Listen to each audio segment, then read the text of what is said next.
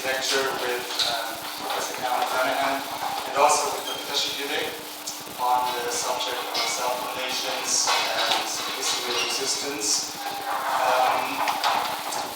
Before we start with our two speakers, I'd like to introduce the two speakers, Tashi and Carole McGranahan. Carole, she's an anthropologist and historian of Tibetan history and the Himalayas. She's currently a full professor. I know now that you're a full professor at Colorado University. She's also the author of Arrested Histories, Tibet, the CIA, and Memories of a Forgotten War, a book where McGranahan tells the story of Tibetan resistance and the social processes through which this history is made and unmade and lived and forgotten and present. She's also the author of Developing Tibet, a survey of international development project, which is based on interviews inside and outside of Tibet, as well as research into all existing international development projects in Tibet as of 1991. This report was published jointly by the Cultural Survival and the International Company of Tibet, which is also known as ICT, for all of us who work within the Tibetan movement. Tashi is my uncle. He has studied, lived, and worked in India, Taiwan, and Switzerland. He's a professor at Business School Lausanne, where he teaches international business and economics at EBA. His doctoral thesis was on China's business management, Guangxi, and Buddhist compassion. He specializes in international business management with hands-on experiences in Asian businesses for over 2 decades. Just to quickly let you know how this whole thing today has started, and how all this cooperation has happened for the last couple of years. Tashi, together with Dojidamdu and Tashi, who are present here as well, would you mind standing up real quick? It's Tashi, Dojidamdu. They were intensively working on a project called Last Words, which is a project focused on preserving and also documenting the history of my grandfather, who's called Dr. His history as a member of the Tibetan Resistance movement, Shishikandu. They worked intensively on this project within the last couple of years, and Carole, who was the editor of the book, came here to Zurich this year to have the launch of the book. So that's how this whole collaboration started, and I'm really grateful to have you all here. And I think without further ado, I'll hand the floor over to Tashi, who will talk about the history of Tibetan resistance.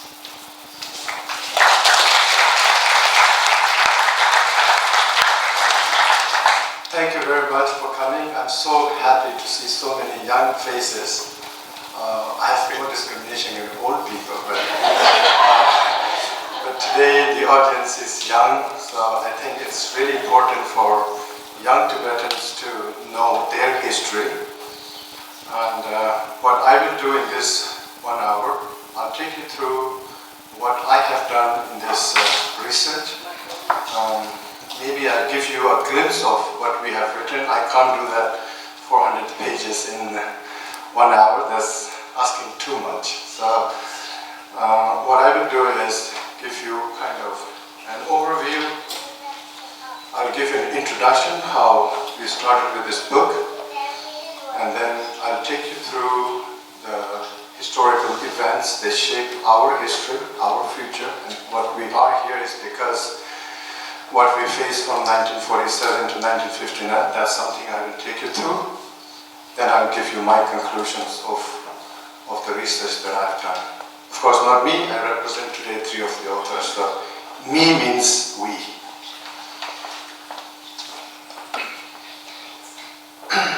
I think it's a very emotional moment for me, because when you see these cassettes, these were the cassettes which was recorded in 1984 in India. And this was the cassette which became the basis of going into this long project or doing a research of Tibetan history from 1947 to 1959. And it took 35 years for these 2 cassettes to get and transform into this book. Give me applause.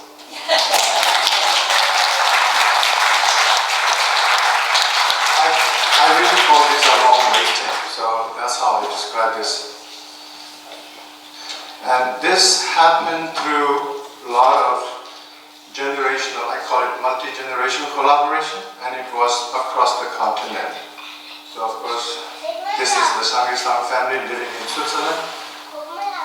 With their support, we had one of the Shangisang family living in India, that's Mr.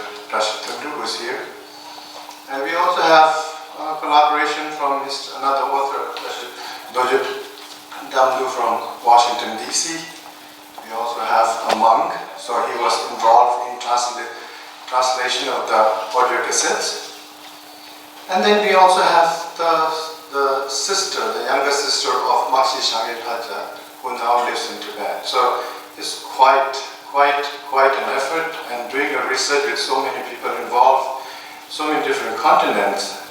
If you ask me, it was a challenge. I think we made it. And we called it the Last Workbook Project. So I would like to share some of the moments of our journey. That's really two of us working really hard on the screen. We did a research symposium, so that was the moment when all of the research, three of our researchers, including the family members, we got together in Switzerland. We discussed, debate, argued about the content of the book for 3 days. That was a lot of argument, I can tell you. And these are the informal meetings that we have, countless. We have web conferences, we have telephone conferences. I can tell you I can't list them all because there are too many of them. And finally we had sometimes some moments of celebration whenever we achieved some small little milestones. And finally I call it the Sakura time. I don't know how many of you are familiar with Japanese culture. It's the kind of celebration you always do in spring under the cherry tree. You open up a nice glass of sake and you celebrate the moment of cherry blossom. And they say it's Sakura. I'm always very intrigued why Japanese are so curious about Sakura. But they told me it's because cherry blossom lasts very short. So the beauty of Sakura is because it's so short, they want to enjoy the every moment of the cherry blossom. And it took us 5 years, 7 months to complete the whole project. So that was a long, arduous journey that we all took. And finally, I'm so happy to share the book with you today. And it's also from the depth of my heart, I'd like to thank Professor Carole for her extensive guidance and motivation, also not as an editor, but more as a family member. So during this 1 year, 4 or 5 months, she's kind of our elder sister. I don't know, elder or younger, but I don't want to disclose her age. But I think she became one of our family members. So we did 3 sessions with her. First session was with all the authors. We met in Switzerland. Second session I did with her alone. And the third was in Washington, D.C. with her. So, in other words, what I'm trying to tell you is that this is a serious book.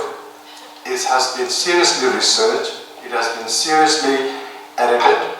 And as per Carole, it meets the international standard. Thank you, Carole.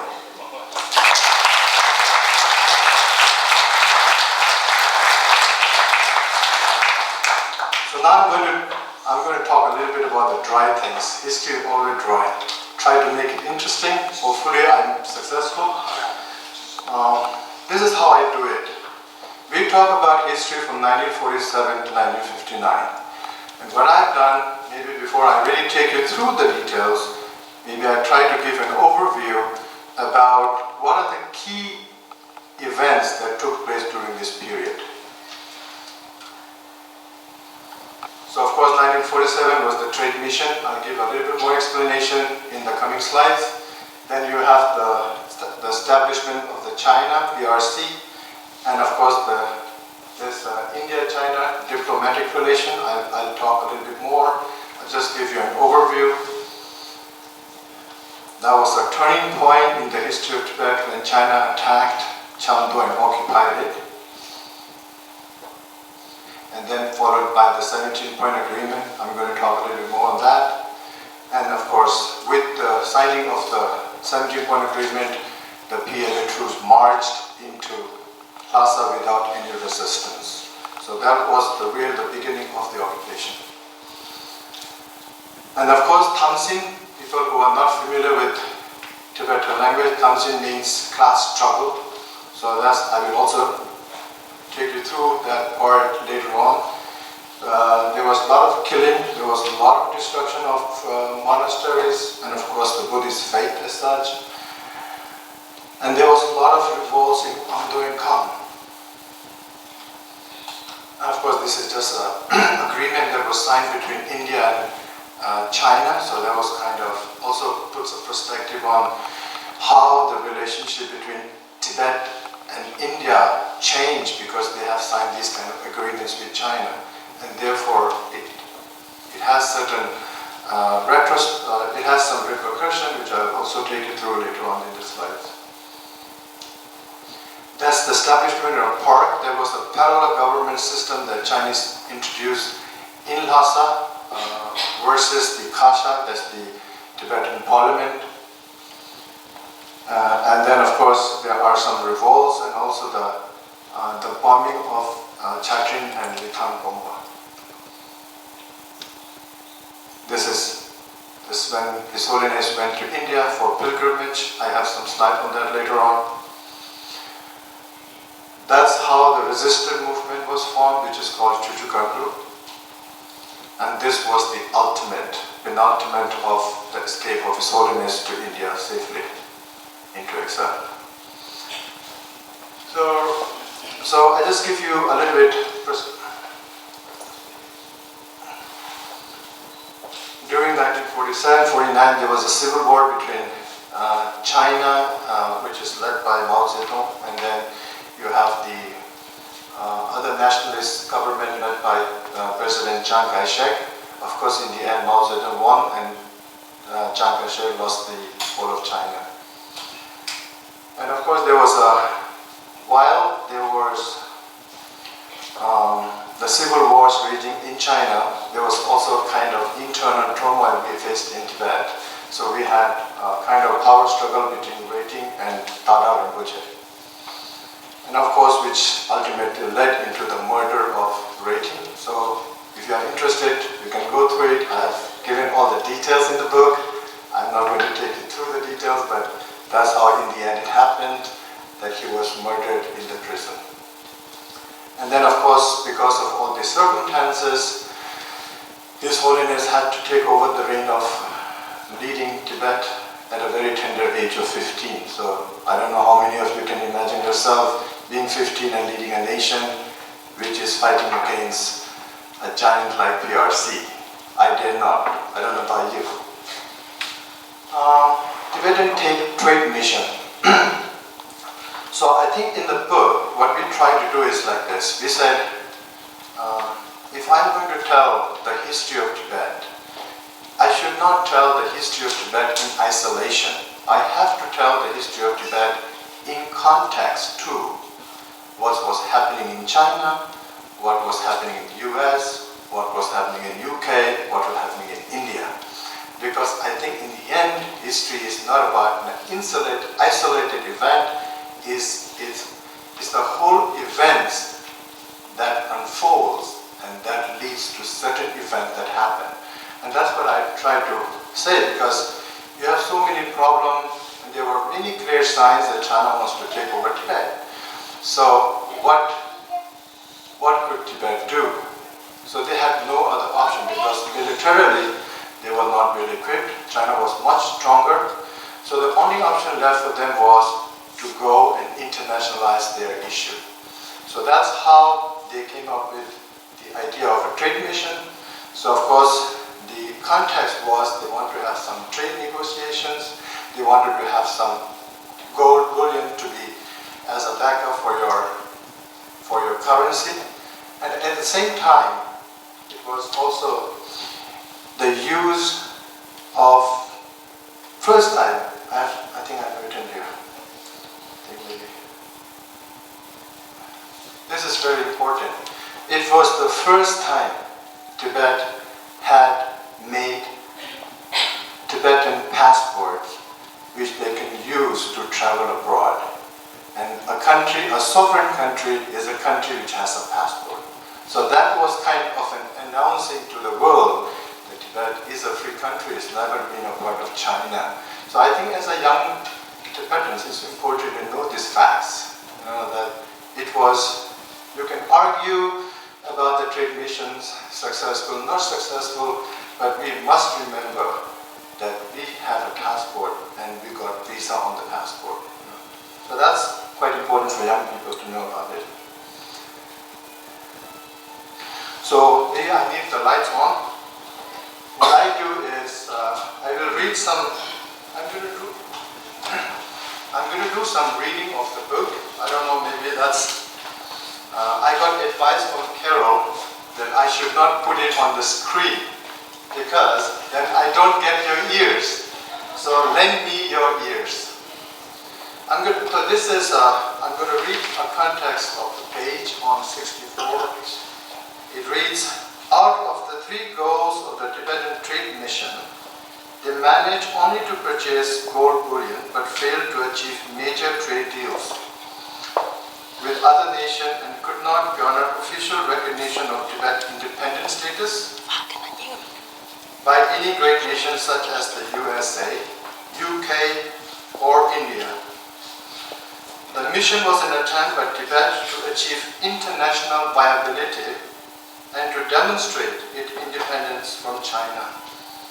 Nevertheless, most of the Tibetans applauded and continue to appreciate the success of the Tibetan trade mission in using Tibetan passport for traveling across different nations and for proclaiming the sovereignty of Tibet.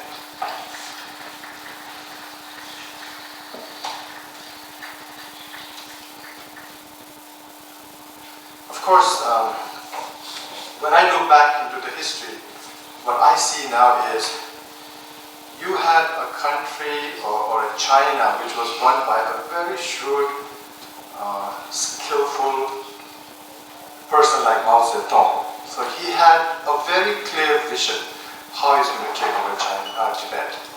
Very clear vision. All his vision was there, all his strategy was clear. He knew every step what he wanted to do. And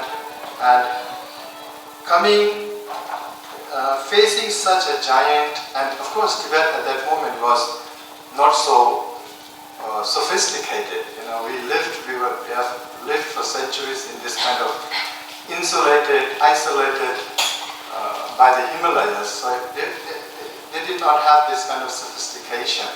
So I think during this whole process, Chinese really had an upper hand. So maybe I will do another short reading of the text. The Chinese found it necessary to combine military operation with sophisticated diplomatic maneuvering toward Tibetan political and monastic elites. Mao considered Tibet to be a part of China, and joining it with mainland China would fulfill a Chinese dream of unification. In addition, he understood the future strategic importance of Tibet, including the border with India, that China would gain through control of Tibet. Mao used the conducive post-World War II international environment to his advantage. Although Tibet had diplomatic relations with a handful of countries, Tibet was not a member of the United Nations. And most of the international community had not formally recognized Tibet. Nonetheless, under the reign of 13th Dalai Lama, Tibet has declared independence in 1911 and operated as an independent sovereign state since that time. So I think it's important for us to know, you may see a lot of claims from China, but Tibet had always been an independent state since the 13th Dalai Lama's announcement. So what happened is, this is where Makshi Shanilhaja narration starts. He talks about his involvement in Tarsado with Pandasam. I don't know if anybody know about Pandasam, but if you don't, maybe you can read my book or you can read Carole's book, because she is also one of the experts on Pandasam family. So Shanilhaja was involved in Tarsado with Pandasam family, where they revolt against the invading Chinese. And so also we have to understand what Chinese did. What they knew is they have to occupy Tibet in mountainous regions like Tibet. They need to have the road network established. They need to build the road. They need to build airstrips. Without that, they are not able to transport military assets. So Mao was very, very smart to build the roads. He used Tibetan laborers, cheap laborers. Initially they paid some money, later on they did not pay any money, and they built the roads. So with that kind of roads in place, where they are now able to maneuver or move their whole military assets so easily, so that's what the time when, and one incident which really sparked, for me, how do I interpret, is that irrespective whether Gedek Tuku was murdered or not, Mao was clear he wanted to occupy. We have seen a lot of documents from China. We read Chinese documents where it's very clearly stated that Mao wanted to take over Tibet. So that was clear. So of course they used this reason of the murder of Gedek Tuku to take over Tibet. So, and also when Mao established PRC, he also indicated that he wanted to liberate Tibet from imperialists. But of course there was no imperialist. There are probably few Western people working in Tibet at that time. But Chinese, they are very good in propaganda. So they of course label it, few represent imperialists. So that's kind of funny, but that's how they label it, and of course they attack Chamdo in October 10th, October 1950, that was the ultimate fall, and of course they had 20,000 troops with 18 division, and this was of course too much of a force that Tibet could really resist. Tibet was very weak, they had very few army, no chance. So what happened? So the next code, the next reading I'm going to do a little bit is that Tibet had no option. Militarily, you could not fight China. Politically, you are not savvy enough. So the only option left was to go into kind of support for UN Secretary. And I'm going to read the UN. And of course, we have the El Salvador. They also, through the help of the US, they also rallied a plea where they have the invasion of Tibet for foreign funds. I'm going to read a short note here. On November 7, Sebon Shagapa wrote a plea sent via telegram from Kalimpong to the UN Secretary General arguing for Tibet's independence and its inability to defend itself from the might of Chinese communists, and urging the United Nations to intervene against the Chinese aggression. This telegram reached the United Nations on November 13th. Further, on behalf of the Tibetan government, Sebon Shagapa sent letters to Britain, Canada, and the United States for their support for their plea. On November 14, El Salvador rallied to the Tibetan cause. Hector David Castro, chairman of the El Salvador delegation, telegraphed the United Nations Secretary General requesting that the invasion of Tibet by foreign forces be added to the agenda of the present section based on the United Nations primary responsibility to maintain international peace and security as cited in paragraph 1 of Article 1 of the United Nations Charter.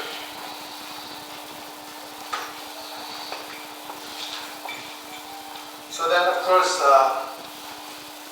because this effort, diplomatic effort did not really bear fruit, because China was an emerging power, and most of these nations were very, very interested in having normalizing relationship with China rather than going in war with China over Tibet. So, under such circumstances, Tibet had no option but to sign an agreement which is called the famous 17-point agreement under shared duress. And I will quickly read a very short note which probably gives you a brief highlight about under what kind of circumstances they signed this deal. Under the direction of Mao Zedong, there was no room for any further negotiations. The lead Chinese negotiator Li Weihan politely read out each point in the 17-point agreement to the Tibetan delegation. The Chinese were in total command of the whole negotiation process without any room for compromise. Whenever there was a disagreement, the Chinese used the threat of military action to gain more negotiation leeway. So you can see from this paragraph is that more or less it was a direct threat. Either you sign it or we are going to attack Tibet. Tibet means Lhasa. Yeah? So under such circumstances, the 17-point agreement is signed. And I think for youth here, I think it's important to note this part of the history because Chinese will always claim the 17-point agreement has been signed. But we have to argue that it was signed not with an open, transparent communication. It was signed under a sheer brute force of military threat and just total destruction. So that's important for us to know that, to argue in the future. So of course, I think this part, kind of for me as a Tibetan, was really kind of eye-opener because I'm always curious to know, we have such big problems, and what did the US do? Was he interested? Did he try to do something for us? And somehow, luckily, I was able to have hands on some declassified US documents where it clearly states that US had many plans to help. Yeah?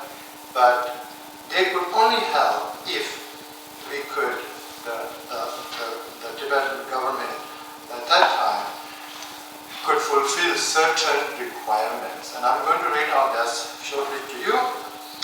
In the US Department of State archives of the early 1950s, there are evidence of numerous plans to help Tibet if only the Dalai Lama would renounce the 17-point agreement and declare Tibet independence. I think this is where the only moment in my research I've seen where US had been so explicit, supporting Tibet independence. And then what happened is, of course they laid down certain conditions, and they laid down 5 conditions which are all in the book. And maybe when you get time you can go through it. I'm going to read that. We ourselves are willing to help Tibet now, and we will do the following things at this time. 1. After you issue the statement disowning the agreement, we will issue a public statement of our own supporting your stand. So that's point number 1. Point number 2, if you decide to send a new appeal to the United Nations, we will support your case in the United Nations. And this is a very important statement because that was not the case when we had the first appeal. But now it's very explicit support.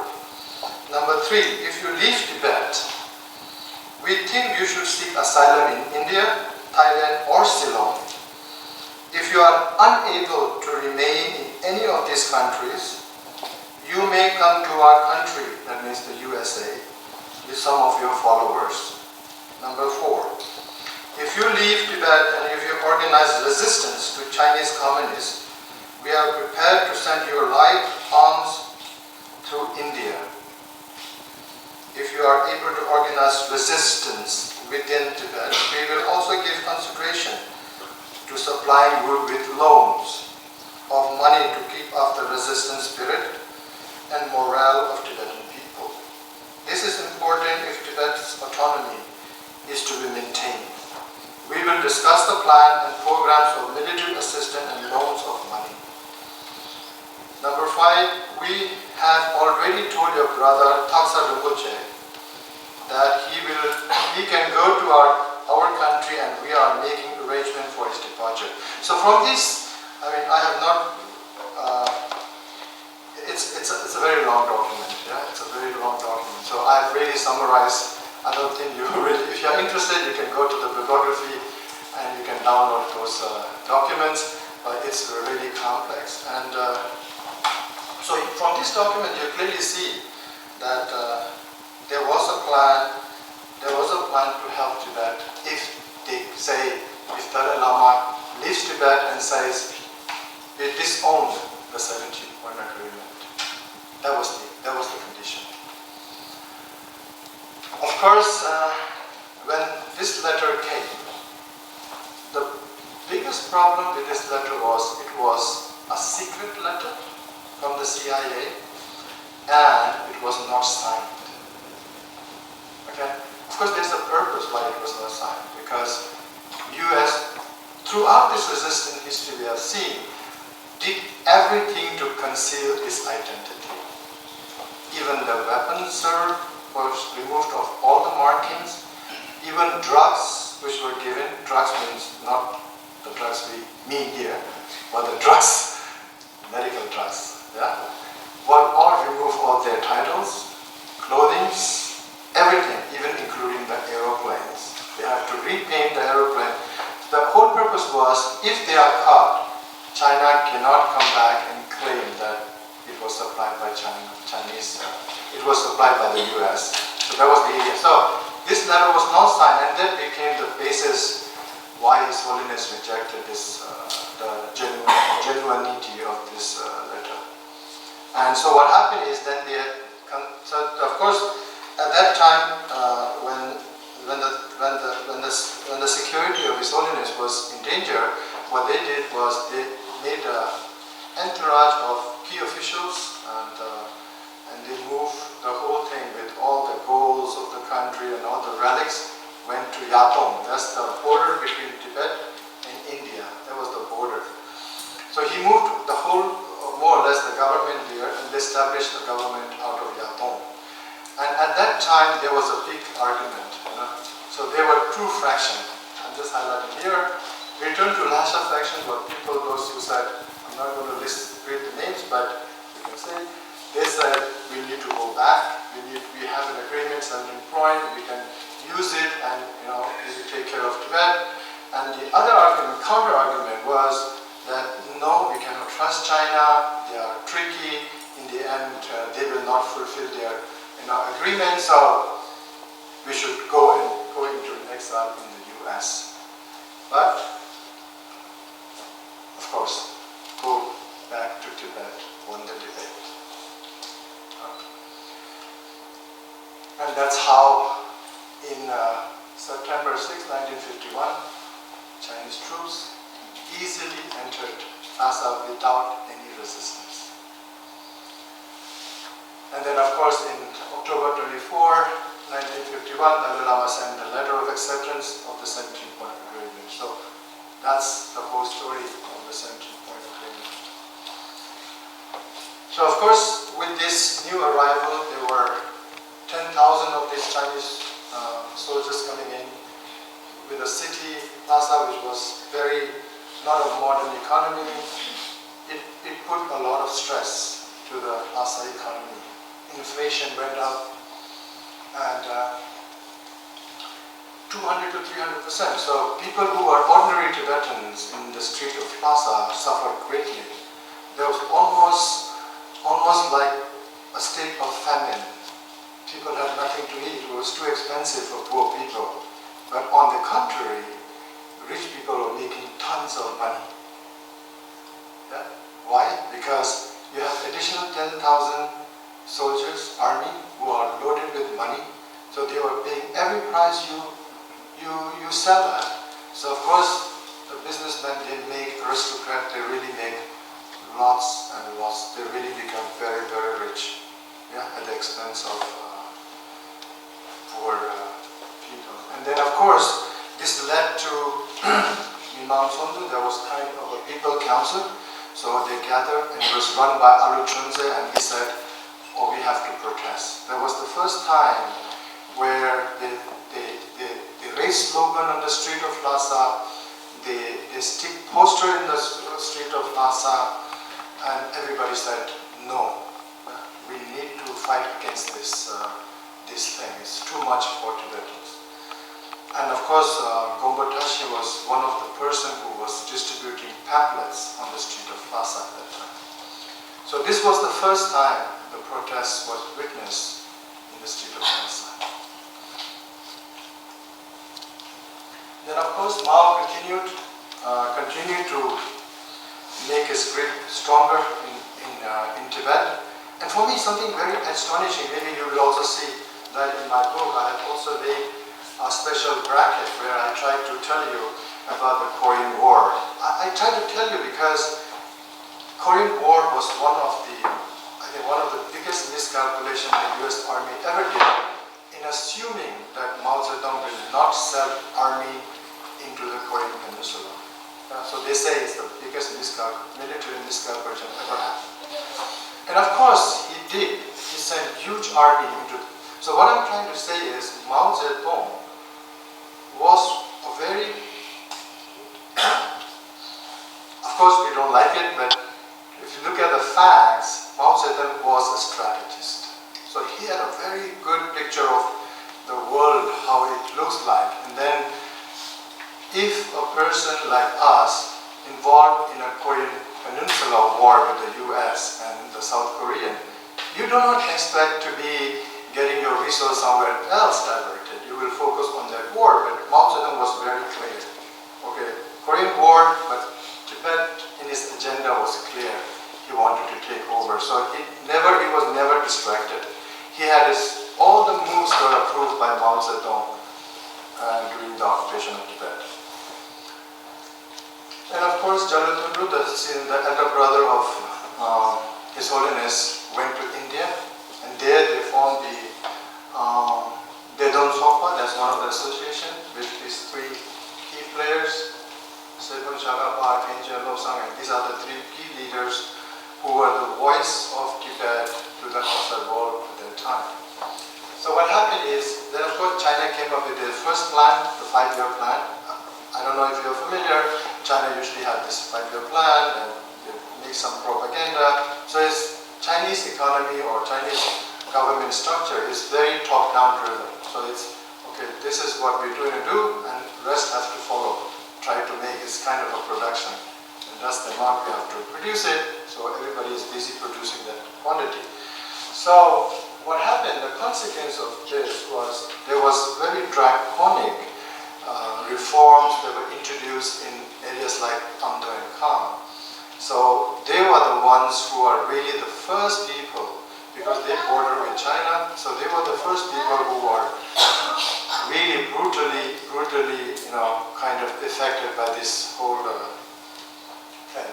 And of course, this picture is more the people of this Dedon Sopa meeting with Prime Minister Nehru, asking for his help. But of course, as we see into the history, we see that there was not much Prime Minister Nehru did for the cause of Tibet. Of course, later on we got his help to support us with the asylum of all the 100,000 Tibetan refugees that came.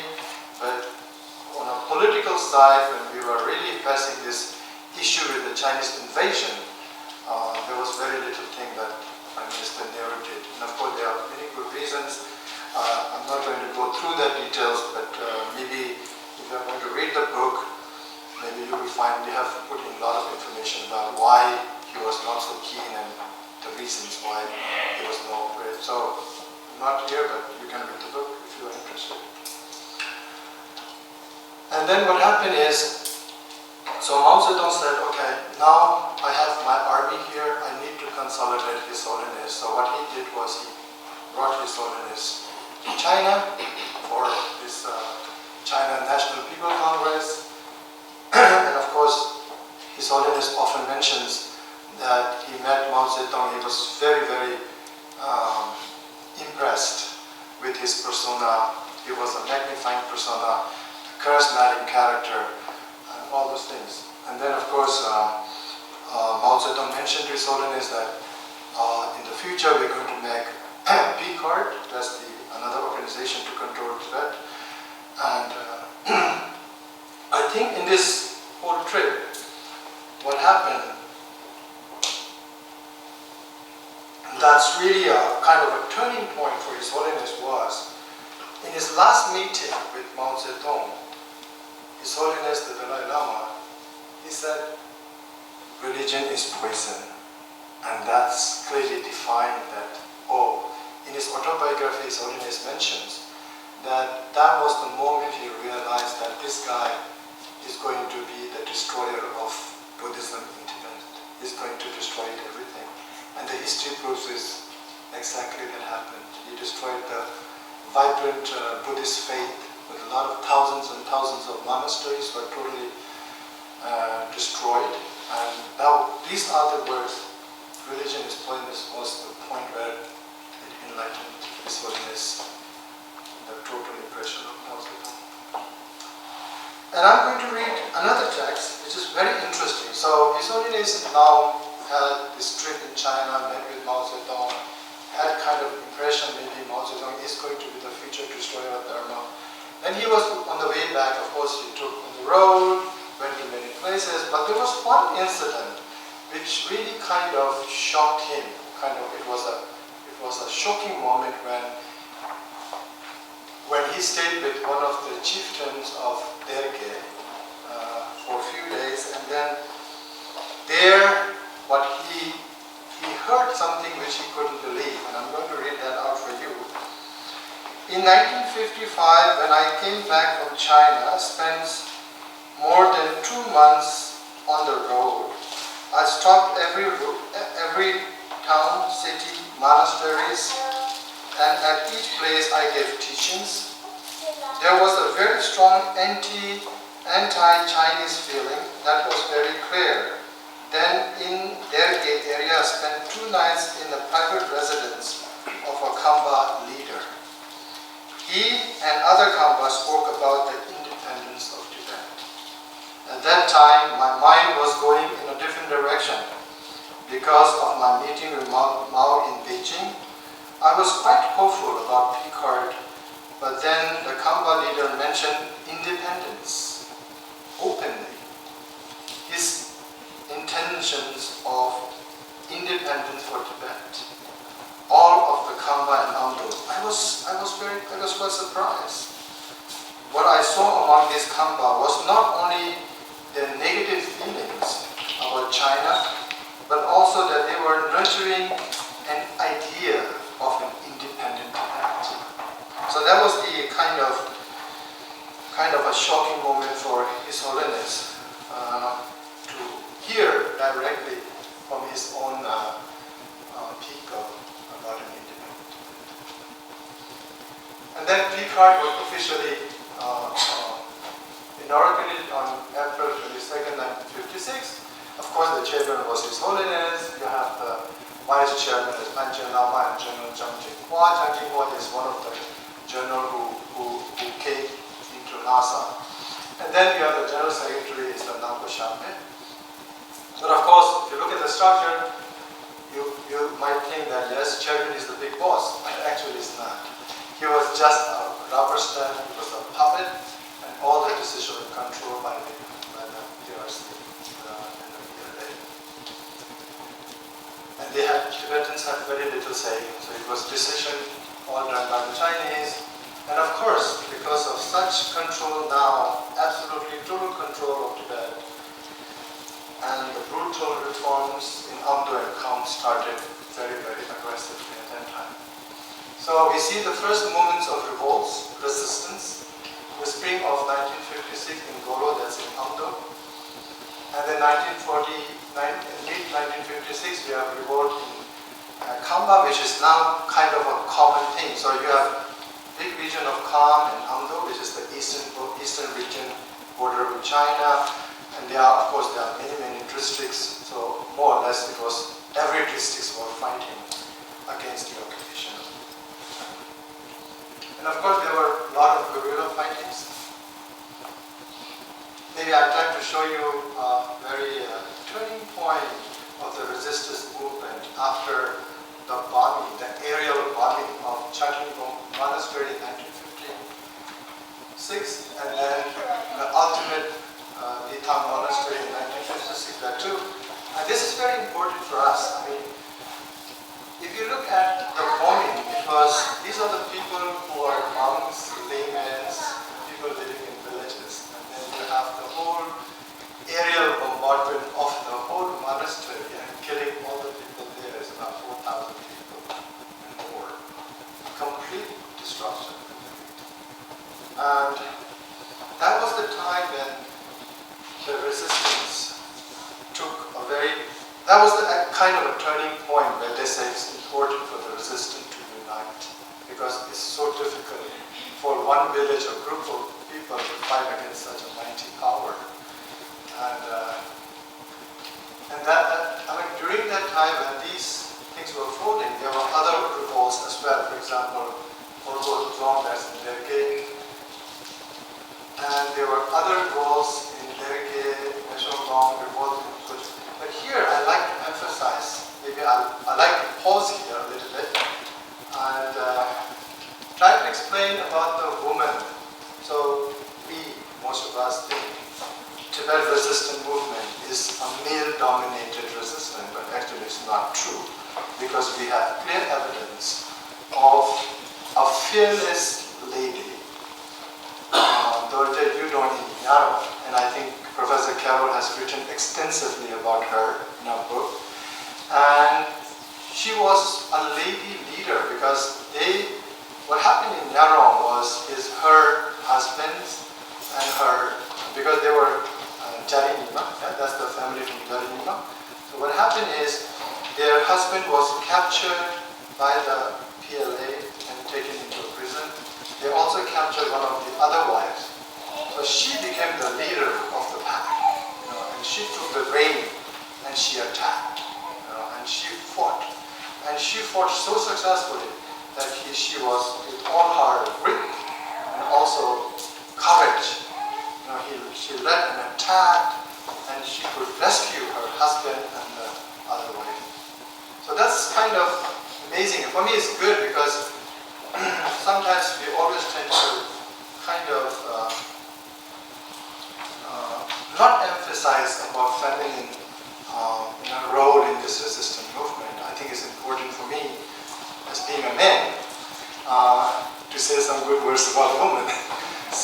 So I think it's important that there was a feminine element which was so pronounced, so vibrant. And of course, we only have this one case, but I'm sure there were many which are not recorded. Yeah? So of course, if you have such cases, very good that we should write about it, because this resistance is about Tibet. It's not about men or women. I think women also participated to a great extent in this resistance movement. So while this whole context of this resistance, the bombing of Chutney, so what happened is Holiness, as being at such a young age, was really, really under tremendous pressure, tremendous confusion. He was kind of lost. I mean, imagine yourself, even if you are in 20s, if you face such a dilemma, it's not an easy decision. You don't know where to weigh. And somehow the proposal to attend Buddha Jayanti came, and it was a big relief for His Holiness to get away from this huge turmoil that's surrounding her. And he just got a relief and went to India. And then, of course, it was a pilgrimage. And then he requested Prime Minister Nehru to give him a political asylum. Of course, initially the Prime Minister Nehru agreed to this reason. Like we said, okay, we will do it. But then what happened is, Chinese are very, very clever. So they got the air of this, and then they sent this very sophisticated, savvy Prime Minister called Zhou Enlai. I don't know how many of you know, but he's a really polished politician and a diplomat. He's really, really one of the top-class Chinese politicians. So he arrived in India. He had a very good conversation with Prime Minister Nehru, and then he confirmed that they will uphold all the agreements of the 17 points, and they will make sure that everything is okay. So more or less, he could convince the Prime Minister not to give this political asylum. So that's how His Holiness was unable to stay in India for the political asylum. I don't know, Carole, am I taking too long? Should I move fast? Alright. Because I think I've overtaken the time. That's okay. Huh? No, really? It's okay? I'm sorry because am I not making you sleepy? I have to watch every faces. Anybody's behind is falling asleep. Oh, okay, so I try to go because it's too much thing, because maybe a moment of relaxation, I go a little bit detract. Maybe I just feel that, I did this 5 years, 7 months of research, and I lived through these episodes. And I think as a researcher, you impersonate yourself. You really take in that character. And while I was writing different chapters, we have 15 chapters in the book, you get into it, you kind of live in that period, you get into the character. And that gets to you for a long time. And I think it will take a few more years for me to get rid of that kind of impact. It's really a big impact. Anyway, so then, of course, Chuchukandu was formed by there was a contact with CIA, and Chuchukandu was formed by under Tashi, and of course there are many people from KAM, they came, they met with under Tashi, need more support from him for military support, and of course I think the CIA asked His Holiness to give in writing that we need a written confirmation from His Holiness to get more support, direct support for CIA, and that was impossible for His Holiness to condone violence because he's a monk, so he preaches non-violence, so that was almost impossible. So there was a lot of back and forth discussion, but in the end, CIA said, okay, now it's enough, we will still support your cause, and thus City Circus was born. That's the code name for the project CIA, established for helping the resistance movement. So of course, we have the first batch of trainees from March, July 1957. They were trained in Saipan. I don't go into too much detail. Then of course, there was one of the key elements that really changed the resistance of People's Army was when Tashi came up with a very ingenious idea of offering a golden throne to His Holiness. And using that as a camouflage, he could garner all the support from different sets of people. Not only KAM, but also Amdo and Musang. And so they used about 40 kilos of gold, I don't know how many kilos of silver, how many goldsmith, silversmith, and carving, so they really made. But that was more because it was so difficult. Chinese military were really espionaging their activities, and they had to camouflage this event to get more support and to provide. So that's exactly what they did. And of course, the CIA has trained the first batch. The earlier batch, which were flown into Lhasa, was Arthur and Lotse. I think they were the two radio operators. And you have that was in the July 11, 1957. And then, of course, another batch was supposed to be dispatched in KAM, which never happened because of poor weather. And the second batch, in the end, happened in September 9, 1957, who was Mongdu Ijatsu. And it's very interesting here, maybe I'll pause a few seconds to highlight that at that time, when he went into KAM, that was his place, Lipang. And he found out there were about 30,000 fighters fighting with primitive clubs or swords against this, this automatic machine guns, cannons, this air power. So he reported this back, to the CIA. And the CIA said, no, that's impossible. 30,000 is impossible. They didn't believe it. But we see the record now, I think we could have been much more, because the revolt was not only in Nepal, it was everywhere across town. Maybe this is really interesting. Even after 60 years in exile, you still are able to find new stories of history stories. So these are I'm going to share these 3 news resistant history that we discovered in Switzerland. So I think all of the people who were part of this are here. So I had interviews with them, for example, Parchung, that's also one of the Zachukava area, where the whole community came up and fought to the last blood. This whole community was wiped out, and they fought. And I described in great details in the book. And I find that they really fought. They really fought to the last blood. And then it was in 1957. And then, this is really. I don't know. There's someone here. Maybe you can stand. So that's his native place. Maybe. Yeah, that's his native place. This is the story I tell about his native place. That was his chief. That was his leader of his place. Where they fought, and everybody was dead. Yeah? So of course he said, I'm not going to surrender. I'm going to die on my native land.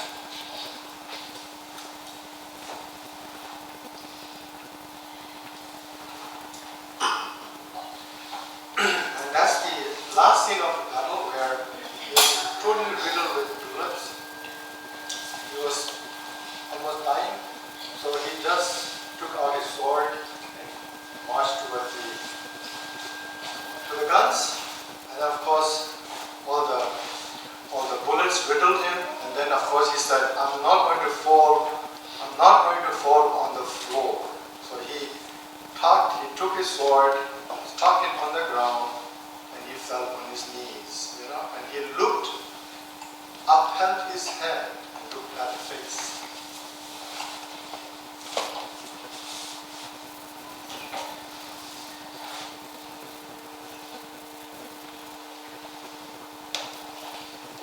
So, yeah, these are very emotional moments for me because I wrote these stories.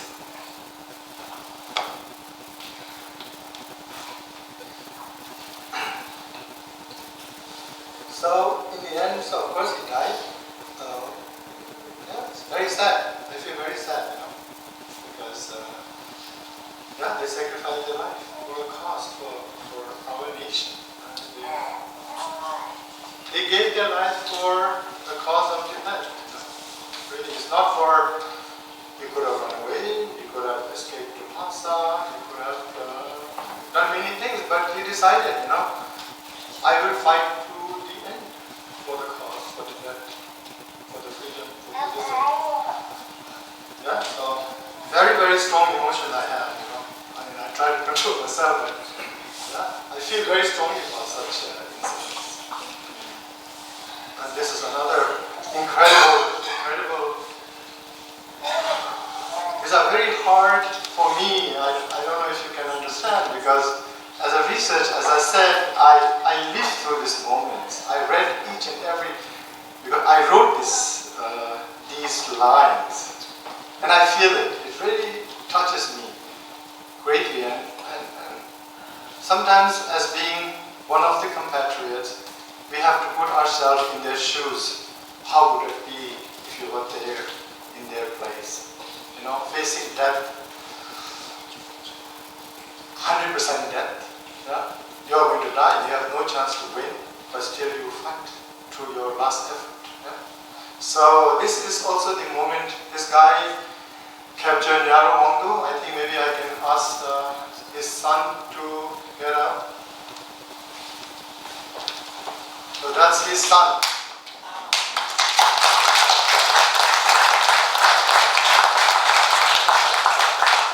So that's his son. I tell his story, his father's story. So he was another really brave guy who really fought to his last. So, and I mean, that's really funny. They have called sesum. I think they wear some amulets in their body, and that amulet is so powerful that even if they shoot bullets, it does not go through your body, it goes through your throat. So this is very evident. And then what happened is, but of course there's that the blood should not touch the sesum. If it touches, then it loses its power.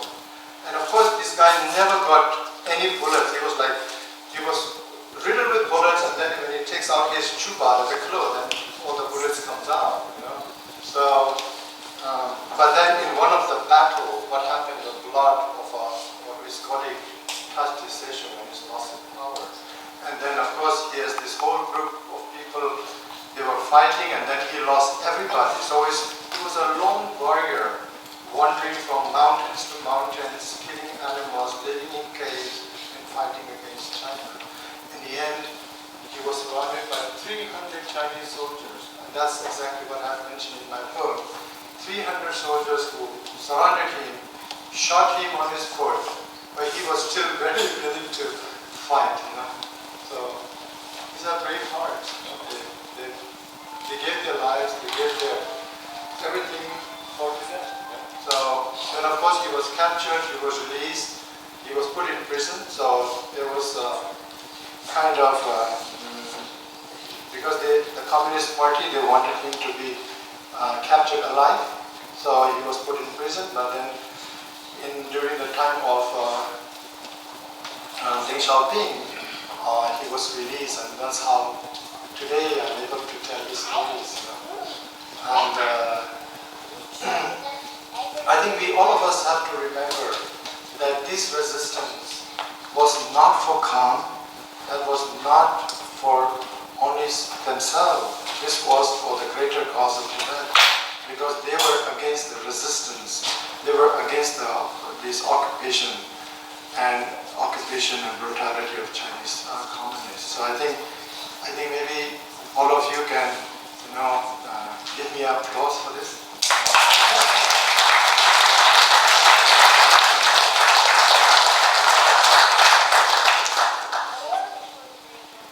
And of course, because of such a situation where they left everything, the Kham was lost, Amdo was lost, all the people, Kham and Amdo, they moved into Lhasa. So they said, okay, now how do we resist? We have lost Kham and Amdo, but need to protect Lhasa, need to protect His Holiness. So it was important for them to get united, and that's how they formed, in the end, they formed the Chujigandu, July 16, 1958. That was the backdrop. Yeah, backdrop. I think it's important for me to maybe pause a little bit here and try to, because as a researcher, I feel that there are a lot of kind of misunderstanding about Chujigandu. Maybe it's a Kamba thing, or this is this, but actually you have to really look at history, and you see that history tells that Chujigandu was formed to protect His Holiness, formed to defend the sovereignty of Tibet, and in the end, they were formed to provide a safe passage to His Holiness to India. I think we should remember that. It was an organization which was people's organization for a greater cause of Tibet, and it was not only a Kamba organization, it was an organization of all the three sections of Tibet, Kham, Amdo, and Utsal.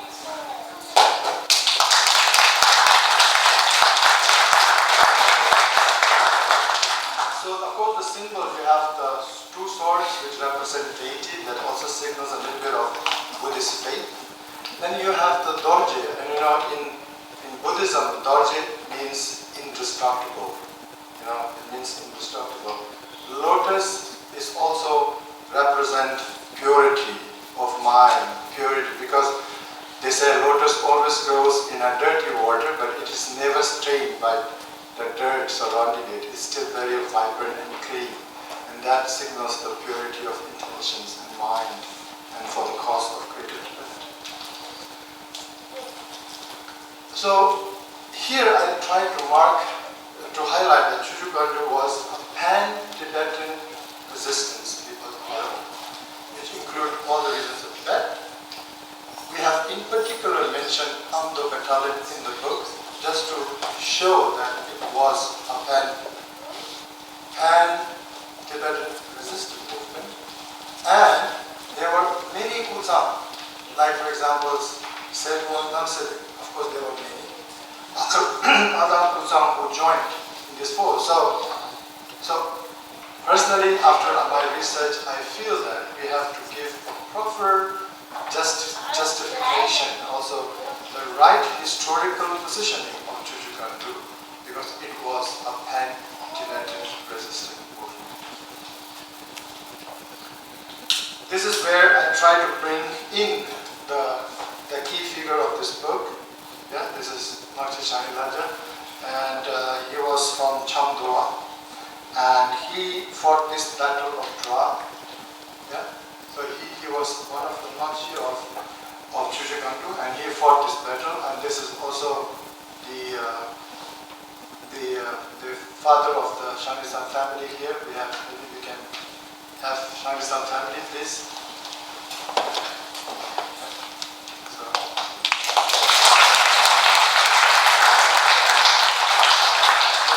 This is their stories, so I tell.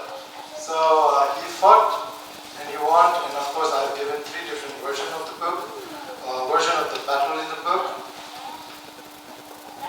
And he provided escort to Java Kamapa 16 when he escaped, because he was there, and he also provided escort to Turning Amala. She is one of the leading educator in Tibet exile. He established a Tibetan school in Missouri, and she is the one Shamil Haja helped, provided this letter, because that time Tibet was in a war zone. So if you have to cross through it, you need such a letter to escape. And this is similar letter, but it was provided to Taring Jasa. But similar letter was provided to Ahmad Taringla and during escape. So Shamil Haja was one of the Mashi who provided the escort to these 2 key personalities. And of course, the great many Khampas started coming in. And then of course, what triggered the March 10 uprising was Chinese communists. They asked His Holiness to come to their headquarters. I'm sorry, Carole, I'm taking a little bit too long. Yeah. And then they asked His Holiness to come to the PLA for a theatrical show, but then the rumors spread like wildfire that Chinese wanted to kidnap or hostage His Holiness, and the whole city came to defend His Holiness. So this is how the March 10 uprising began. And angry mob attacked Tibetan officials because they said they were the ones who brought in Chinese. They signed the 17-point agreement. So, and of course, one of the Tibetan official killed was Kenju Sonam Jaza, brother of Chamdo Abdullah, was also killed during that time. Then what happened is, okay, so now you have the uprising in Lhasa, but of course you got the fighters were in the south, so they decided who is going to escort His Holiness and who is going to clean up the route, because if His Holiness has to pass through India, then they have to first clean up all the routes, so they have a clean passage for His Holiness. So they did a mode that's called divination. You ask the gods, and then the god said, Sharil Haja will stay behind, clean the road, and Devasam will go and escort His Holiness. And that's how the divination was done in front of Padilhama, that's the deity, the Dharma protector. And of course, CCP leaders were planning how to handle this uprising. And it's very funny, this is also another area where I see Mao being a very strategic-minded person. He said, oh, this is an opportunity for us, this uprising, because now we can go and crush the uprising and bring in all the reforms. Because up to now, they have not brought in those dramatic reforms which they have done in Kangam Lhasa was immune. But he said maybe this is the right moment to use the moment to bring in the reform. So of course the uprising lasted from March 2016, which I don't go detail, but if you read the book, you will see that I've given day by day all the things that happened during this crucial moment. These were really crucial moments. Yeah. While the Chinese were contemplating how to take over, how to handle the uprising, I have just highlighted Go Tonight is the one that really kind of summarizes His Holiness escape from Lhasa. And I'm going to read a small text which is on page 232. It says, on this day, the Dalai Lama sought counsel from Nechung oracle again. Surprisingly, Nechung shouted, go tonight. That means on the 17th. And while still in trance, the medium drew quite clearly and explicitly the route that His Holiness should take out of Nobunika down to the last Tibetan town on the Indian border. The Dalai Lama also did a more divination with the same result as from Nechung oracle, even though the odds were high against a safe escape. Now the Dalai Lama was certain that Dorje Dakhan, the protector being channeled by Nechung oracle, knew all along that he must leave Lhasa on March 12th, but kept it to his last moment in order to keep his escape a secret. They wanted to keep this secret for Chinese communist moles within Kasha. So it's important because what happened at that time was there were many spies in Kasha also. So the Chinese had brought in with money many of their spies in the Tibetan government. Members were already sold out.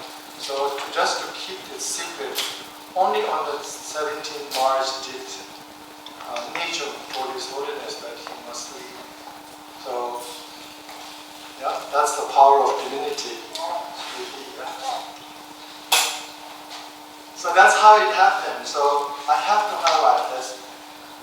The escape of His Holiness was escorted by Chuchugandu fighters. And the route were also cleared by Chuchugandu fighters. So this is very clear from our research of this book. It's very evident. And also all the information we have collected. And of course, March 19, the Chinese came to know about it, and 20, they started bombing. And 22, that's a very interesting episode. Maybe I wait a little bit longer here. Litham, Adra, and Lotse, they are the two radio operators which were trained by CIA. So only then, on March 22nd, they met His Holiness and entourage.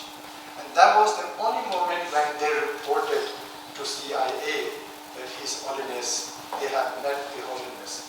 In other words, what I'm trying to say is, from March 17 to March 22, the CIA, the whole world were totally unaware where was Dalai Lama. Nobody knew. Yeah? So what happened is, then from that day on, President Eisenhower of the USA got a daily briefing which was based on the radio messages from the Arthur and Wilson. So I think that's important to know that what is done. Then of course, on March 23rd, His Holiness met with the leader of Chuchugandu, and then he said a few words to them and made a speech to them, which I'm going to read quite quickly. Now I'm almost there. Yeah. Despite of my belief, I very much admire their courage and their determination to carry on the great battle they have started for our freedom, culture, and religion. I thank them for their strength and bravery, and also more personally for the protection they have given me. I ask them not to be annoyed at the government proclamation, which they have described them as reactionaries and bandits. So that's how we appreciate that. And then so then, of course, it dissolved, Troy Light, it dissolves the parliament, Letham Aja Tanasen's request for the asking for asylum in India, which later on, with the help of USA, India agreed onto it. And then, of course, His Holiness arrived on 31st at the border of India, totally safe. And this is the declassified document for Little Arthur message to the CIA, where he says His Holiness is safe. Please applause.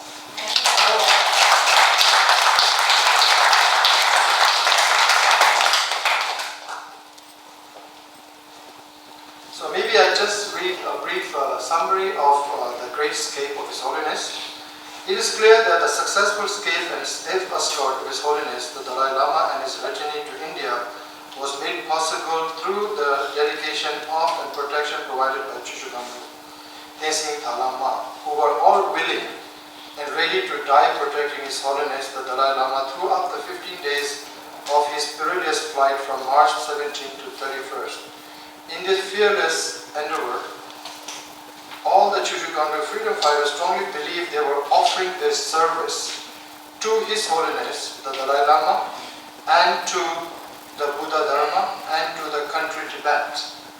In this spirit, the Chuchugamru Tenzin Lama fought against the mighty Chinese Communist army and did everything in their capacity to safely escort His Holiness to India. So that more or less summarizes so I'm going to quickly draw some conclusions. Why does this story matters for us? If you look at the US, they have a lot of respect for the fallen war soldiers. I think the history is not really about political correctness, but historical facts. I think these are important. You need to give merit to the historical facts. And of course, the primary objective of Chuchugamru was to escort His Holiness safely to India, resistant against the forceful occupation and the repression of Chinese Communist regime. Of course, that was not successful. And that's, as a writer, few of us, we really have an earnest request to our people and also to our community that this important part of the history should not become an arrested history. I take the privilege to use the word from Professor Carole's book, Arrested History, and we would like that history not to be an arrested history. And hopefully one day we can see this part of the history, part of all the textbook in exile Tibetans, so that they also know this important history of contemporary history of Tibet. There are two pleas that I'm going to read now for you from the screen.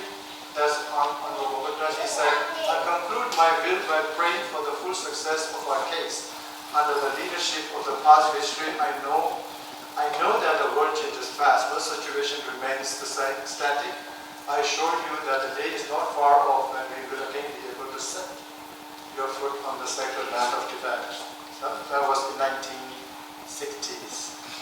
And now in 1980s, Marxist Chandralata said, to all the Tibetans, there will come a time when we will have to fight to regain our independence. As of now, we talk of many things, but all are empty talks unless we walk the talk. Tibetans of all ages, walks of life, should come together united to fight for our independence. If we do that, we should be able to regain our independence. So that more or less concludes.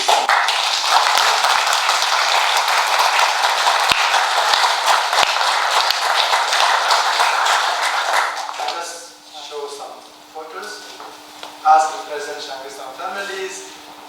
In Chamdo, when he was back, when he aged. That was really the last few photos we have of him when he was in Bodhgaya. And then, of course, very good news is we still have living descendants who are living in Switzerland. Thank you very much.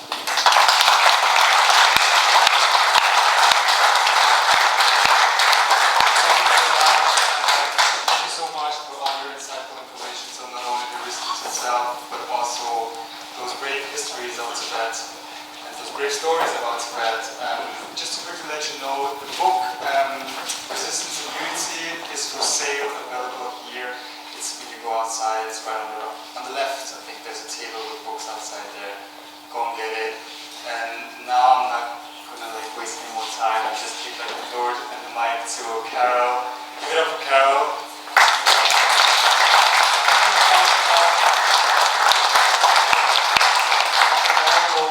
Stories about the past and about the history of Tibetan resistance, Carole is going to talk about something which is more current, which is something that is very emotional to all of us, which is self-immolation. I think it's a topic that is very clear, but I'm more so happy to have you here to talk about this subject.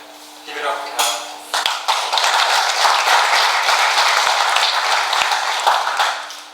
Tashi, and thank you so much to Pandan, to Jigme, to everyone who's part of Tibetan Youth Association in Europe. Before I became a scholar, I was an activist, and so I believe strongly that activists and scholars need to work together. We need each other.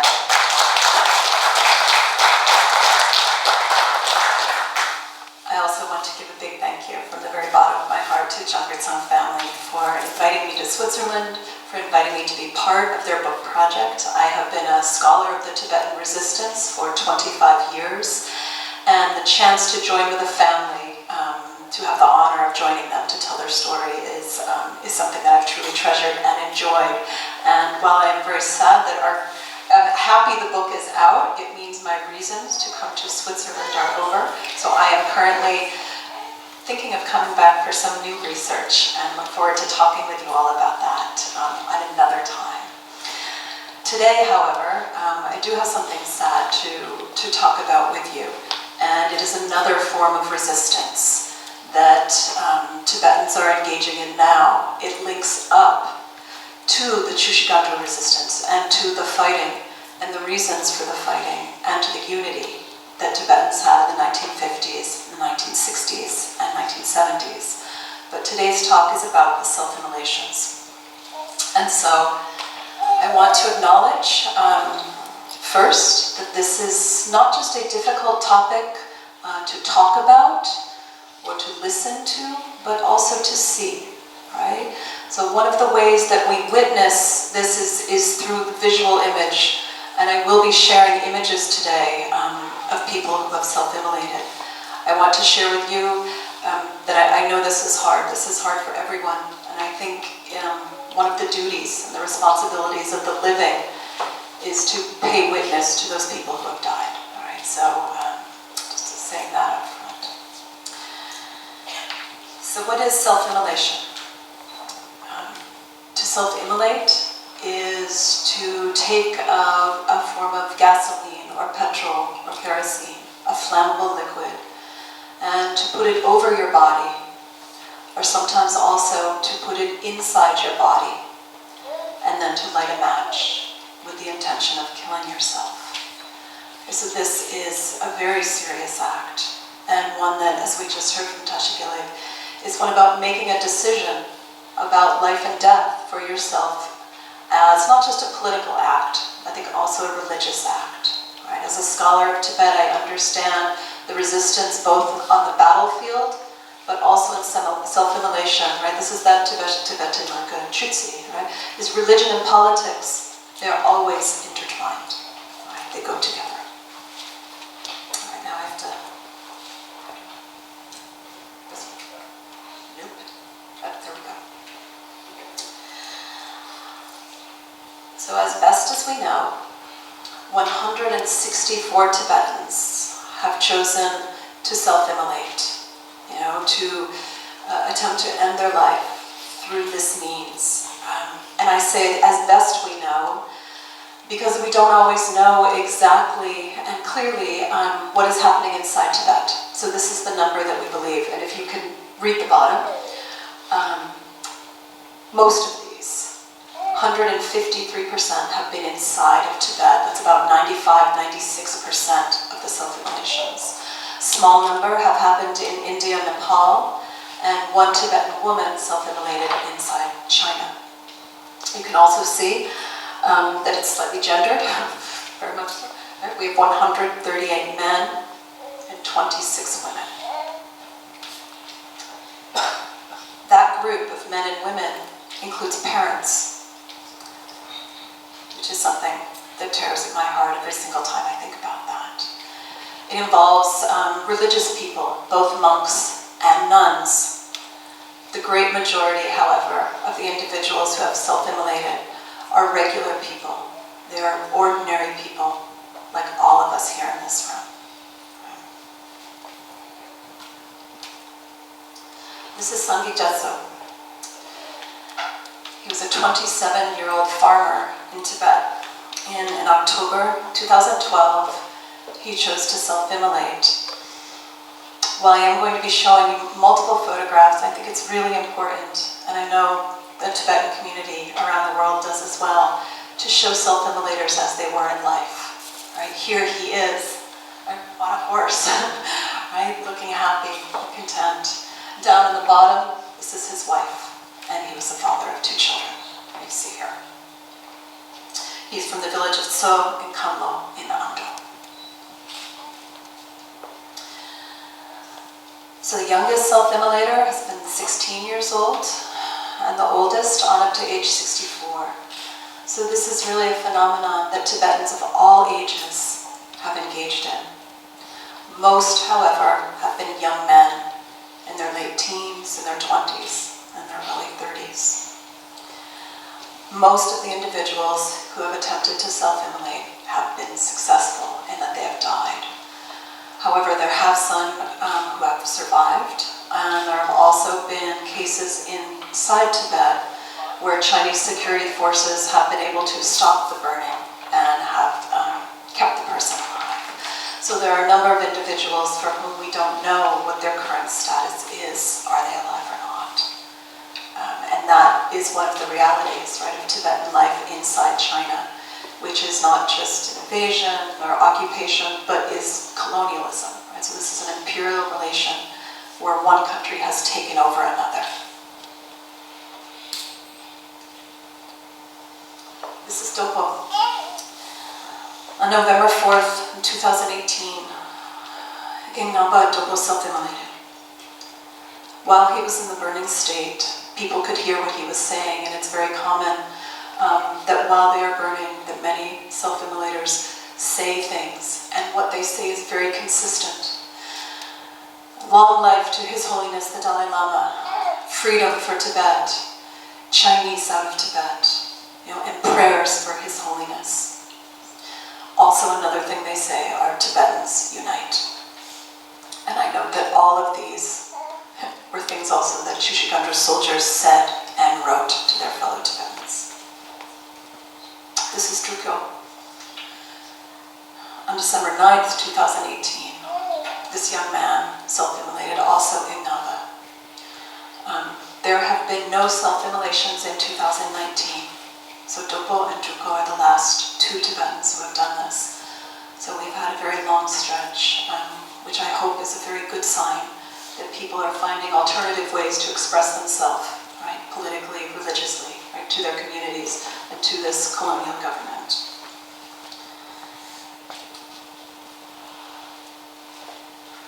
It's very telling where the self-immolations are taking place. If you look at this map, you can see that the majority of them are over here. They're in Kham and Amdo, but even more specifically, there were Kham and Amdo meet. Right? They're in the Nava region. 96% of the self-immolations inside Tibet have been in Kham and Amdo. Right? So again, similar to where the resistance was before. Right? So these border regions, these areas that border with China, that are feeling some of the pains of this oppression in very stark ways. Kirti Gompa, as many of you know, or perhaps all of you know, is one of the most important sites for the self-immolations. I'm going to talk a little bit more about it later, but just quickly, it's where there was a major crackdown in 2008, the first self-immolation inside of Tibet in 2009, and ever since then has been a site. 25%, or a quarter, of all self-immolations inside of Tibet have been near Kirti. So this area has seen such a disproportionate number. So there is no history of self-immolation in Tibet. I want to make sure everyone knows that. This was not something that had been a historical form of protest or of any type of expression in Tibet. And in fact, a new term had to be created for it. Right? What do we call this practice? What do we use? There are a number of terms, actually. The one that I hear most frequently is Rambu Mese, which is self-offering and burning, right, in fire. I also hear Rambu Michu, right, which is offering through fire. So focusing on the offering rather than the burning. But these terms are new, right? This was a creation of a new vocabulary to respond to what people are doing in the present moment. This is Thupten Ngodrup. I'm guessing many of you know his image. Thupten Ngodrup was the first Tibetan to self-immolate. This was in April 1998. At the time, the Tibetan Youth Congress had organized a hunger strike in Delhi. It was called a hunger fast unto death. There were 6 Tibetans who were on the hunger strike, and each Tibetan represented 1 million Tibetans who had been living in Tibet when the Chinese invaded. And they were men and women, young and old. At the time, actually I was doing research in India and Nepal then, and I remember everywhere I went, whether I was in Kathmandu, Kalimpong, Delhi, Pokhara, everyone was out marching for awareness to make sure that their Indian friends, their Inji friends, their Nepali friends knew about the hunger strike. People were doing solidarity hunger strikes. You would go to like the Gompa, wherever you were, for all-day prayers and fasting all day. There was a list that when someone died from the hunger strike, another person would replace them. And the idea was that the hunger strike would continue until the United Nations did something for Tibet. Almost every single person I know had put their name on the list to be the next hunger strike. Wherever you went, that's what you heard. People are saying like, Madhuri, and I will go, right? I will go, I will do this. In India, turns out, it is illegal to commit suicide. So the 6 hunger strikers were growing weaker and weaker because they were not eating. They were taking just a little water with lemon in it. The Indian police determined that they had gotten so weak that they were on the verge of death. And to die this way would be a crime in India. So the Indian police went to Jantar Mantar in Delhi, where this was taking place, to arrest these 6 weak Tibetans who had been for 40 odd days striking as a form of political protest. Thupten Ngodrup was one of the men and women who had been volunteering to kind of make the hunger strikers as comfortable as possible, giving them water, accompanying them to the toilet, fanning them, massaging them, trying to make them comfortable. He was a veteran of Establishment 22, so he had been a Tibetan soldier. When the police came, he very quietly disappeared into the public toilet, and he came out in flames. He was the first self-immolator. His Holiness, the Dalai Lama, came from Dharamsala to meet with Thupten Ngodrup while he was still alive in the hospital. And so Thupten Ngodrup was able to have an audience with His Holiness before he passed away. But so this was 1998, very first.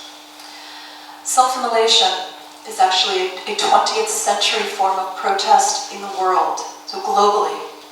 And we link it actually to this event, in which a Vietnamese Buddhist monk, Thich Quang Duc, protested the Diem government. So this very iconic image, if you haven't seen this before, this is one that circulates very widely. It's from 1963 in Vietnam, kind of protesting the beginning of the war there. Scholars consider this event of a Buddhist monk in Vietnam to have set a tone for protests in many other places. And so we've seen self-immolations in Tunisia, right? Actually in India and China as well. We've had them in the United States as forms of political protest, right? And also in Tibet. So what do we know, right? what is going on? What do we do? How do we help? Unfortunately, I don't have answers to those questions because I'm still trying to answer them myself, as well as still trying to determine what are the other questions we haven't asked yet. But so I consider myself one of those scholars who has joined with other writers, thinkers, and scholars such as Husserl, right? So Sereng Husserl, a Tibetan writer who's based in Tibet and China, kind of between Lhasa and Beijing. So this book of hers, which first came out in Tibet, has since been translated into English. This cover image, the art is by Ai Weiwei, so by the Chinese artist. So finding those people around the world, those allies, right, those advocates, those partners, right, who can join in making sense of this, such that these actions are generating a positive response that is going to change things in the future. One of the reasons that it's hard for me to answer questions is you cannot do research in Tibet. Right? It would be very hard to talk with a self-immolator before they self-immolated. Right? Anyways, this is a private act. People don't tell someone when they are going to do this. Right? So I can't talk to them before. There are also no journalists in Tibet. The Chinese government does not allow any journalists to be stationed in Tibet. There are more journalists in North Korea than there are in Tibet. Right? So we have no way to get information that would be the same as we learn about what's going on in other countries. Right? That means that citizen journalists, which is what I call regular people who happen to have a cell phone, right? And you can see here someone holding up a phone, taking a photograph, taking a video. Someone inside Tibet takes this image, this video, sends it out, right, to a trusted group, trusted people in Dharamsala. They verify, right, the information, they check this, and then they pass it on to the world's media. But for the big news organizations of the world, right, whether they're in Switzerland or London or New York or Tokyo, citizen journalists are not the real thing. They want their own reporters. They want their own photographers taking the pictures. And so that's why I'm now going to share with you our first image of someone in the burning state, because this is the story right now of self-immolation that actually did change the global story. So this is Jampe Yeshe. In April 2012, when Hu Jintao, right, Chinese leader, came to New Delhi, and the world's media was gathered in Delhi, Jampe Yeshe self-immolated. Because reporters from the New York Times and AP and Reuters and all of the big news agencies got their own photographs, witnessed this with their own eyes. The world's newspapers and television shows and everyone started paying more attention. So this was a real turning point for the story of the self-immolations. And here's Jampe Yeshe, right? The image that we all prefer to see. And yet, taking upon ourselves, right, that small, very small ounce of courage to look at his bravery, right, and look at both photographs. So my talk today is about the self-immolations as forms of protest. Right? They're clearly political protest, but they are also religious offerings. So it's a framework in which they can be considered, and also forms of communication. So I now want to talk about all three of these. So this is 2008 in Tibet. So in 2008, there were the biggest protests throughout Tibet, all places that we had seen since 1959, right? Just following up on Gelek's talk. So those protests in 59, but even earlier in Kaminamdo, right? And then continuing in the 60s and 70s, we had not seen anything like this again until 2008. 1 year after the protests, so in 2009, and 11 years after Tukdemudu's self-immolation, is when a young monk named Tape self-immolated at Kirti Monastery. This was the first self-immolation inside Tibet and the second one. The self-immolation started up again in 2011. 2011, you may recall, is when His Holiness the Dalai Lama stepped down as political leader of Tibet. And I see a correlation between His Holiness stepping down and actually the self-immolations rising. They continued at a high rate through 2012. 2012 was actually the worst year. And in the month of November, 28 Tibetans chose to self-immolate in 1 month. It's just devastating in many ways. What do you do when someone self-immolates, right? You do your best, right? Whether it's a family member or a member of your community, to do the funeral rites that are needed at the time of death, right, within the Tibetan Buddhist community. You can see here, this is actually from a funeral inside Tibet. And even though it is illegal to have an image of His Holiness the Dalai Lama, of course, there is an image of His Holiness the Dalai Lama, right, as we all know.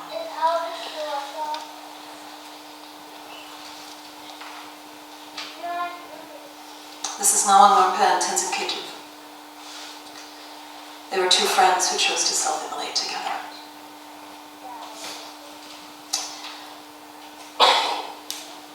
And here they are, together in the living state. They were 22 and 24 years old. I want to say their names again. Right? This is Nawang Norpa and Tenzin Kyedub. And as with Gelek, I cannot tell these stories without also crying. So if you can hear tears in my voice, there's no other way to tell these stories.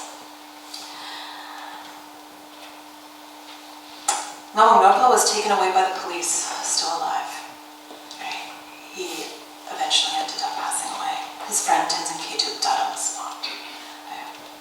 This was 21 June 2012. This is Pao Kisam Kyup. Now, Pao, for anyone in the room who doesn't speak Tibetan, is the word for martyr. And so self-immolators are given the honorific title of martyr after their death. So Kisam Kyup left behind. So some people leave words that they're speaking. Other people have written down testimonies, and some have recorded them orally. I'll just read this. You can read with your own eyes as I read it aloud. Greetings to my dear brothers and sisters, and especially my parents, the kindest of all in this world. I am setting myself on fire for the sake of Tibet. The long life of His Holiness the Dalai Lama must be assured. It is my wish that the sun of happiness may shine on the land of Tibet. This is Rikyo. Rikyo self-immolated on May 30th, 2012. She was 33 years old, a nomad woman, and the mother of 2 children. She left behind a handwritten testament, and I'm going to read it in translation. She titled it, Prayers for World Peace and Happiness. To ensure His Holiness the Dalai Lama's return to Tibet, do not indulge in slaughtering and trading of animals. Do not steal. Speak Tibetan. Do not fight. Bearing all sufferings of sentient beings on myself. Do not resist by fighting if I get into Chinese hands. Be united. Study Tibetan culture.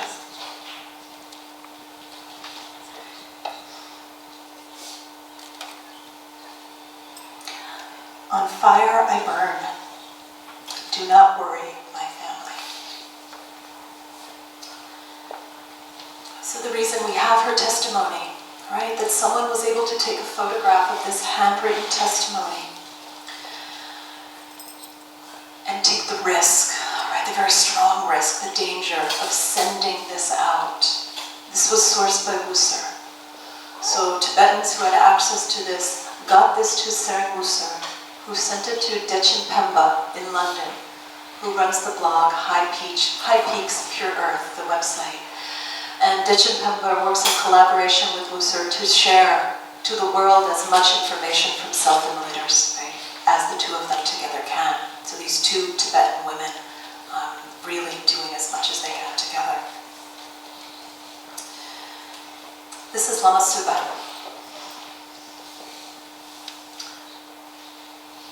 He was the first Rinpoche to self-immolate on January 8th, 2012. And he left behind an audio recorded testimony. And I'm just going to read a short piece from that, which he says, "I'm giving my body as an offering of light to chase away the darkness, to free all beings from suffering." And I think this notion of offering, right? That fire is an offering that we can give to the deities. That fire is an offering that will help to relieve, right, the suffering of all sentient beings, is something that very much, right, fits the idea of the self-immolations, as Lama Suba said, right, as offerings. One other thing that's often brought up as a context for thinking about the self-immolations as offerings is the story of the Buddha and the hungry tigress, right? So the mother tiger there with her babies, they have no food, she can see that her babies are dying. She decides she's going to give up her life, right, for her young cubs. And in that moment, the Buddha comes by, right?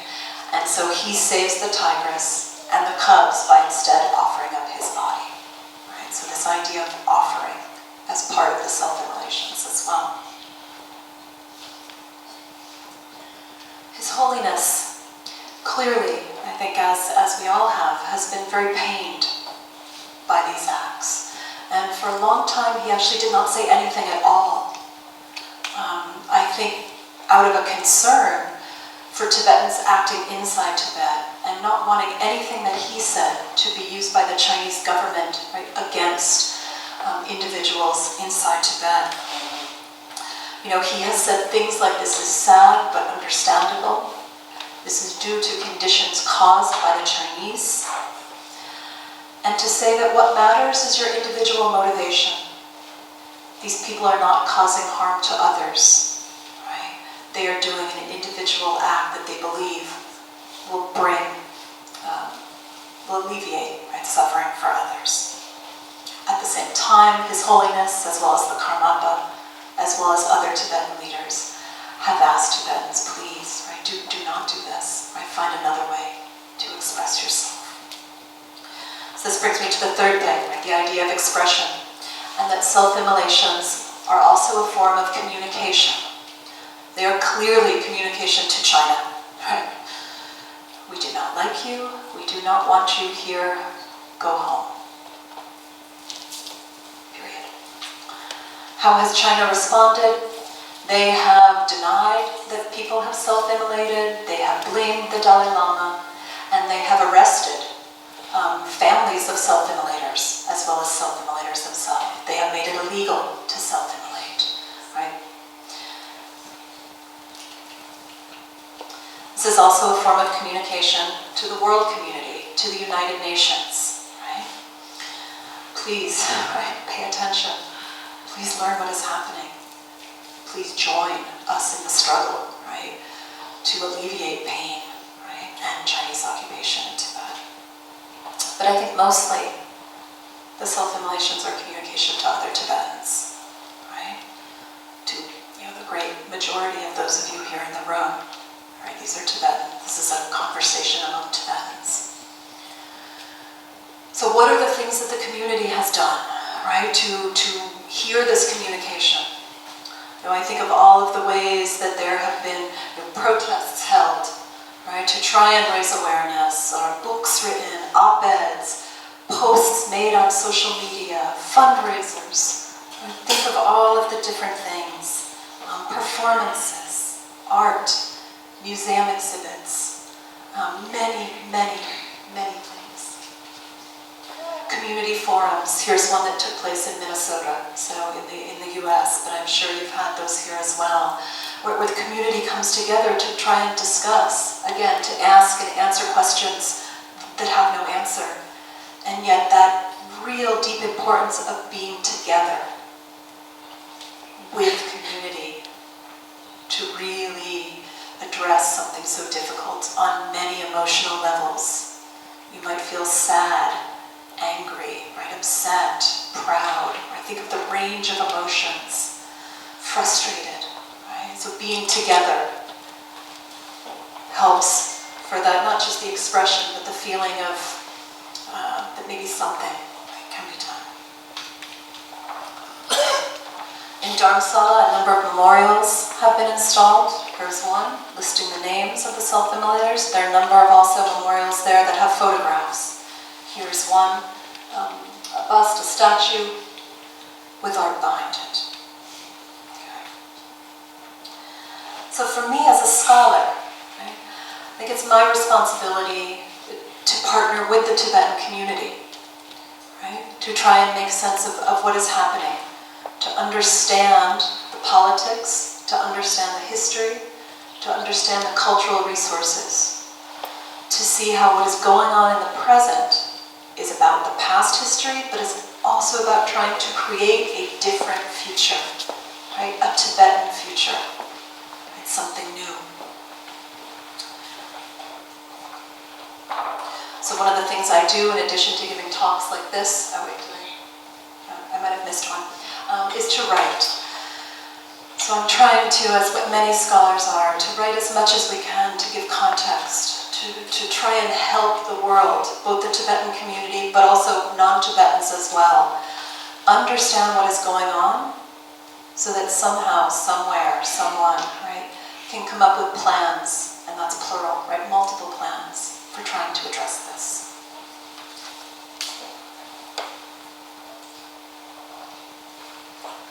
I think I'm missing some slides I wanted to show you here, so I'm going to go back, unfortunately.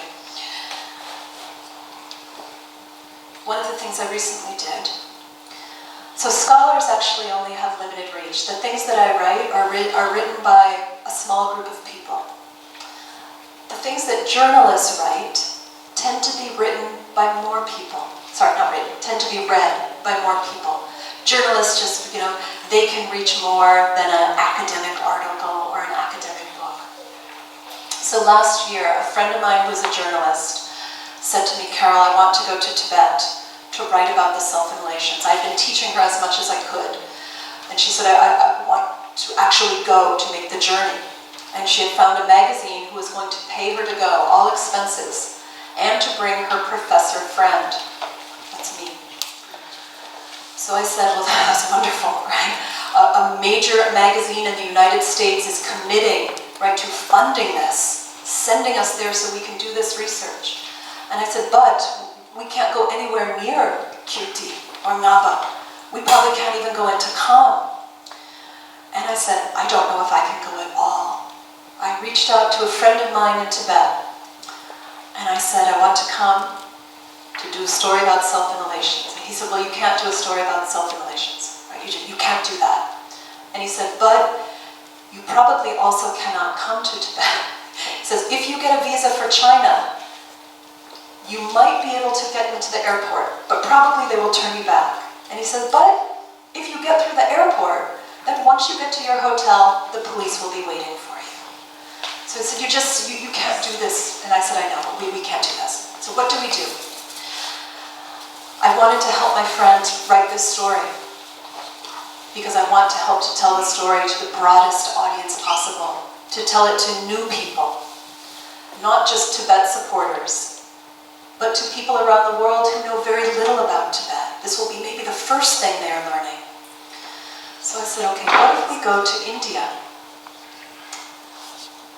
and we can talk to the family members of people who've self-immolated? I said, actually, no one has done this yet, right? Our focus has been on the individuals who have self-immolated, but they have left behind, right, mothers and fathers and brothers and sisters. And telling their stories will be of value. Hearing them is another way to witness, right, the self-immolation of their family members. So I say a number of friends helped me with this. One right here is who I call Chujo, but Tashi, who's one of the authors of the book, Resistance and Unity. Yes, thank you, Jojo.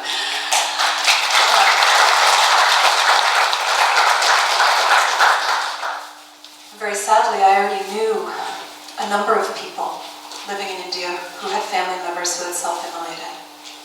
Jojo was friends with the family of Dorji Seton, who is a 16-year-old boy who in March 2016 self-immolated. He's the youngest self-immolator.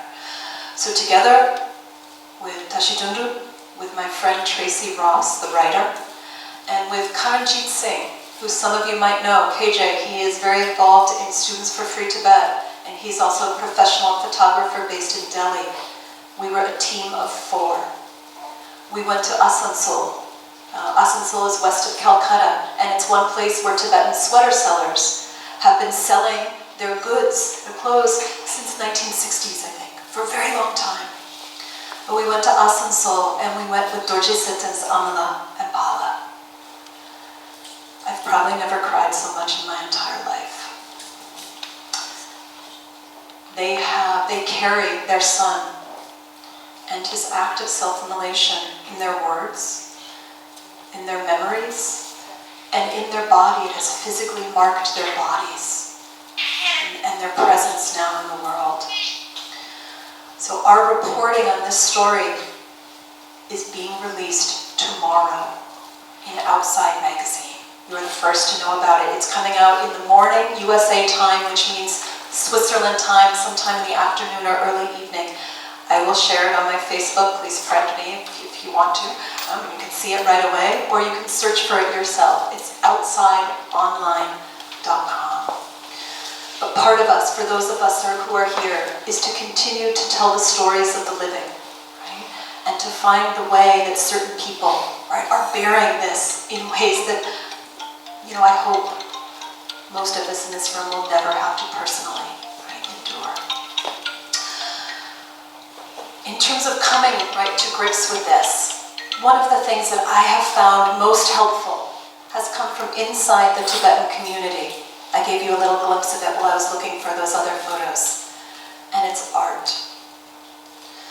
So coming from within your community, going back now to 2012, many contemporary Tibetan artists have made art inspired by the self-immolators. This one is by Karma Punsok, who is traditionally trained as a Thangka painter, is now based in Australia. This is another painting by him, in which you can see, at the time, all of those images at the top, those were the people who had self-immolated at the time that he painted this. Down below are the Chinese, and around it are different Chinese weapons that are used against Tibetans. So this is another one by Karma Punsok.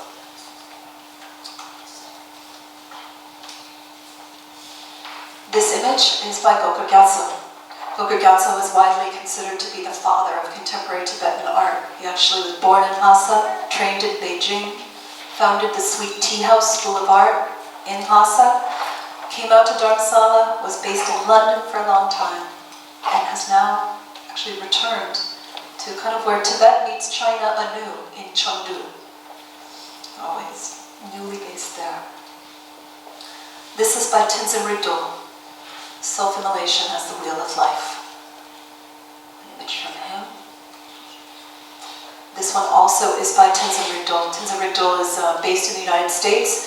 If you're not familiar with her name or his name or work, he is the artist who did the Bringing Tibet Back Home soil exhibition, where he sent someone into Tibet to bring back soil and brought it to Dharamsala, right? So this is Tenzin Rinpoche. This image is by Aung San Sherpa. He's originally born in Kathmandu, his Pala is Sherpa, Amala, I believe, is from Markham. Okay, so he is both Sherpa and Tibetan. So an image from him based on a medical Thangka. So you can see the figure on the right, with the way that you would draw a medical Thangka, looking for healing, right, in this moment. This one is by Tashi, who's based in Amsterdam. And this one is titled Self-Immolation. And I think what you see here, right, this image of the Buddha melting. Right, and just all that art can say that words cannot. Tashi also painted this massive image. Now, to give you a sense of the scale, here he is in front of this painting. That's how large it is. Come back. There it is again. All right. This one is called Tibet is Burning. I want to end, however, with the work of one of my dear friends and someone who might be known to many of you, Losang Gyatso. He is based in Washington, D.C. right now. But first I have to tell you about Pandit Gyatso. Pandit Gyatso, I believe, was the first nun to self-immolate. She was the second female, but first nun. She's from Tau, and at the time of her immolation was 35 years old. And she did so on November 3rd, 2011, right in the center of town. I often show a video when I talk about Pandit Gyatso because hers was the first self-immolation that was recorded with video. And so if you see that, and it's available, you can look at this video if you want to. I'm not going to show it today. You see her walking very upright. You see her self-immolation being carried out with dignity, right? With a strong back, with a clear mind, and I believe with an open heart. You see people come and offer her kata as she's in the burning state. So Gyatso made this image of Pandit Gyatso. So chose to do it as a woodcut. And he also made a video of himself making this and kind of discussing it, right? Like why he felt drawn to her and to this particular self-immolation and wanted to make art to honor her. And one of the things that he talks about that's in the art that I want to end with is that he said, I wanted to represent her in flames, right? So you can see the colors here, drawing right, on flames. We have red, orange, yellow. And portray her standing upright, which I guess you can get a sense of.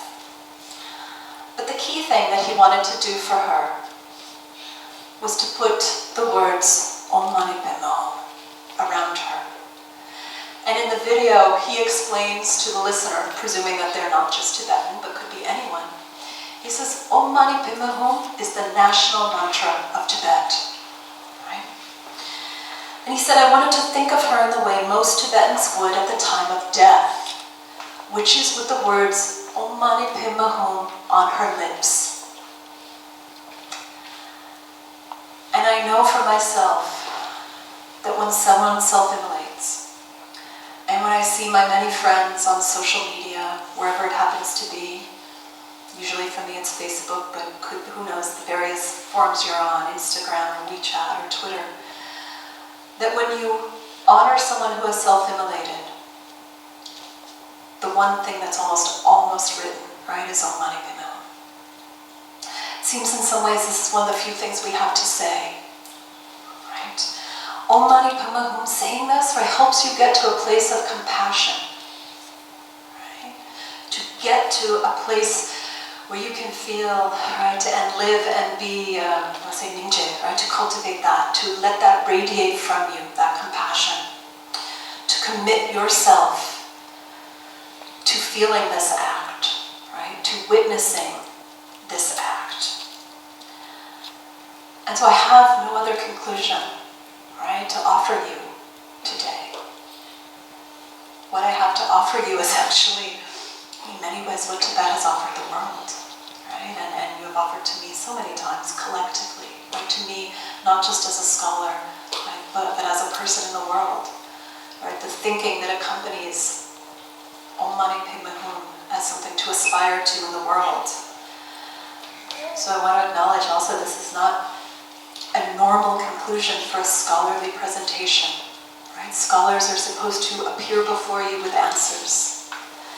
Instead, I appear before you with a commitment, right, to do all I can, to continue to tell the story, including of self-immolators, but to join with the Tibetan community, as needed and when asked. And so my ending, right, and gift and thank you to you all is Om Mani Padme Hum.